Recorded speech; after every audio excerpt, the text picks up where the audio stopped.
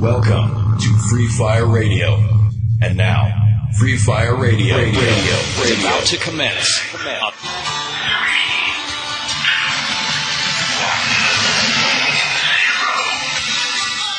Welcome to LaMalfa. Well, first of all, it was a pleasure and an honor to serve you in the Assembly for 6 years here in the North State, the 9-county 2nd Assembly District, ranging basically from Wairika to Woodland and over into my little part of Butte County and up over into Alturas and Modoc County. So I'm a farmer in my real life down in Richville area, which is about 10 miles west of Oroville in Butte County. And so we're raising our kids on our ranch. It's been in our family almost 80 years. We have our timber and our timber industry, or what's left of it. We have a great water source that much of California relies upon. We have agriculture. We have minerals. I talked to someone this morning that concerned about the ability to gold mine in California. That's basically what started the state in 1849. And we have a fishing industry off of our coast here. All these things are what the land giveth, and that we respectfully can be good stewards of. But we have to remember that people do have a role in this as well. It's not just what a very small handful of environmental movement thinks should be happening. So those are the issues, but what we need to run our own economy here, but we also have to have our state be running in such a fashion that we can afford to even be in the state, or that we can attract and keep jobs and that businesses will want to even be here to service that resource economy. We don't have that atmosphere in California now. So during my time, we fought for moving things back in that direction. During my time, I never did sell out on issues that I think would hurt us in our state, such as bad budgets, midnight deals, or 3:30 in the morning deals that indebt us as taxpayers with more bonds or bad budgets. If the budget isn't worth the paper it's written on, then why in the world would we vote for it? At this point, starting in February of 2011, if I go in to buy a box of .22 ammunition, I have to show my ID, I have to give a thumbprint, I have to sign for it. Well, the basic foundation of that is the Second Amendment is the one that preserves the other 9 in the Bill of Rights. So the 2nd and the 10th are two of my favorite. I like them all, of course, but the 10th Amendment, of course, being the rights are delegated to the states and to the people, not to the federal government.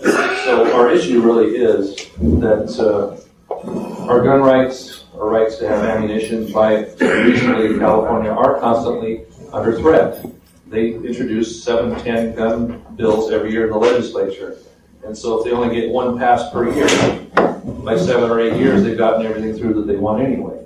So I'm proud to have stood before the Second Amendment my whole time there in Sacramento, before that and after that. So I was named the California Rifle and Pistol Association Legislator of the Year one year.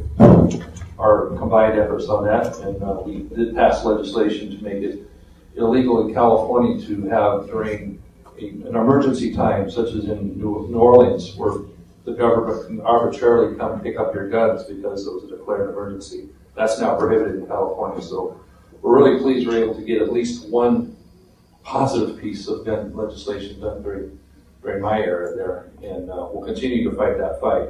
The illegal immigration problem we have is epidemic in California. What do you see that can happen if you are elected to the Senate? Is there a bill you would introduce, something to try to curtail any of this?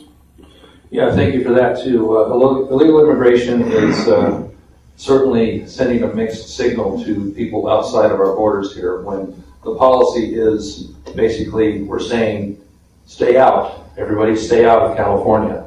Does that make any sense? The law says it's illegal, yet the attraction is going on underneath that.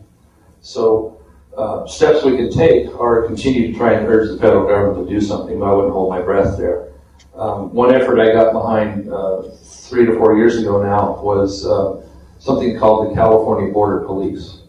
This is Californians taking their own initiative to try and control their situation. We don't have the right as a state to completely control our international borders. That's something that is a federal issue. But the people that are doing things inside our borders, we do have every right and indeed, I think, an obligation to do something about. So our policies in the state ought to be that we're going to treat people humanely, but when we catch them, we're going to escort them back to outside of our borders if they're not here legally. It's a great source of self-sufficient energy instead of importing more oil. I mean, we hear all the time in the news about we need to be less dependent on foreign oil, right? And so what's California's solution to that is to prohibit it from being done in our state and also to tax already domestically produced oil in California as a revenue measure, making it less competitive, making it less likely that they're going to extract oil from more and more marginal wells. So I think we need to fight very hard, and I will be in the middle of that fight to do that because it is a positive source of revenue for the state government, positive source of energy domestically made that can only help. And when you take out all the measures into account, we haven't had any big disasters in over 40 years. And when you relieve, and there's naturally seeping oil anyway off the coast. If you didn't do anything, oil would naturally seep up from the crevices and the fissures that are in the bottom of the ocean. By pulling that oil out with safe measures, you're actually relieving the pressure of that oil coming up. First of all, I trust the people of this part of the state to stand for the right thing and demand the right thing from their legislators, from all their leaders. So I have a lot of trust in that.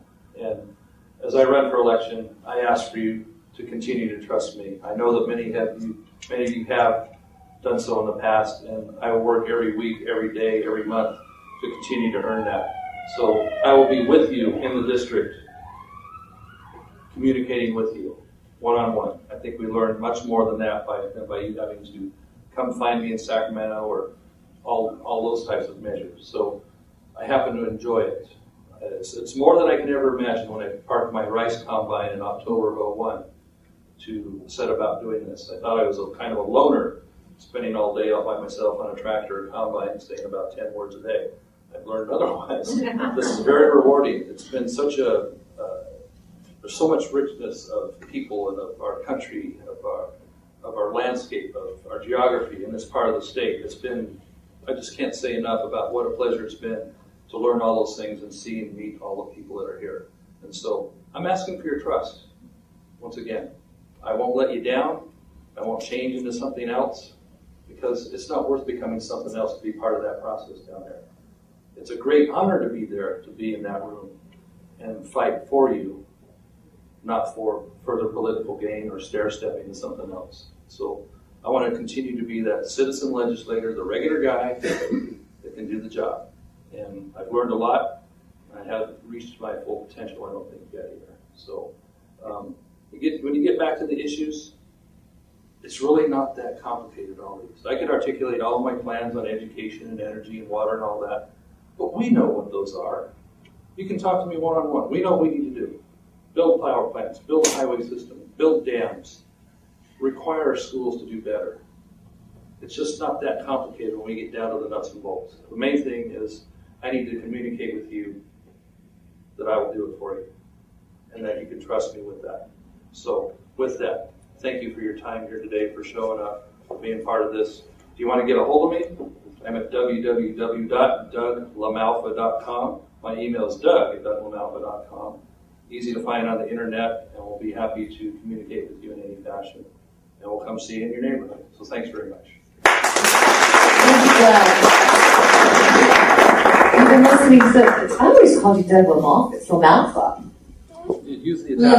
LaMalfa. Thank you so much. And here we are. You'll be able to see a clip of this on YouTube in the next week. We also want to thank the Fisher boys, Morgan and Bradley Fisher, our producers, and Chavez and also Shelley and Joe. Thank you so much for the use and the lunch of tobacco and brew.